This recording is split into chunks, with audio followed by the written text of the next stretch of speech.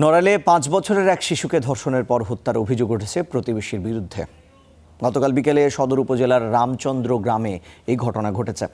পরিবারের সদস্যরা জানান, বাড়ির পাশের দোকান থেকে বাবার কিনে দেয়া চানাচুর নিয়ে বাড়ি ফিরছিল শিশুটি, কিন্তু দীর্ঘ সময় পরও সে বাড়ি না ফেরায় স্বজনরা খোঁজ করতে থাকেন।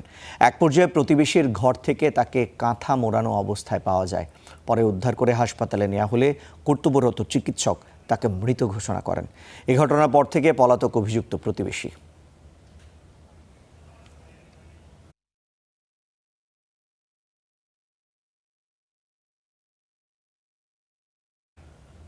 এ নিয়ে আরও জানবো। নড়াইল থেকে আমাদের সঙ্গে যুক্ত আছেন সহকর্মী আব্দুস সাত্তার। সাত্তার, আপনার কাছে জানতে চাই, এই যে ঘটনা, অভিযুক্তর পরিচয় পাওয়া গেছে কিনা, তাকে শনাক্তের কোনো ব্যবস্থা দেখছেন কিনা, এবং যেই পরিবার, ভুক্তভোগী পরিবার কি বলছে?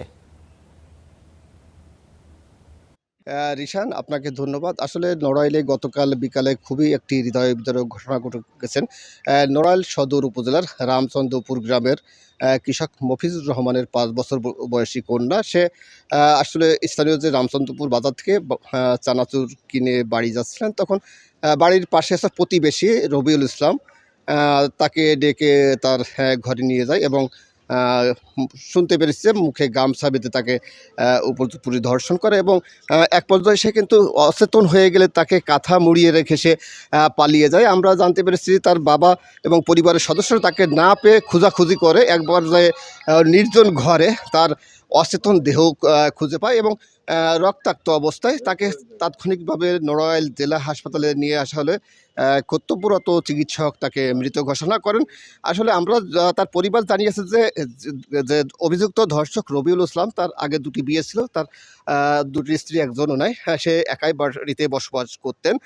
আর এই ঘটনার পর কিন্তু নড়াইলের বিভিন্ন শ্রেণী পেশার মানুষের ভিতরে ক্ষোভের সঞ্চার হয়েছে। গতকাল রাতে মানববন্ধন হয়েছে, আজও কিন্তু আরও ৩টি মানববন্ধন কর্মসূচি সহ রয়ে গেছে।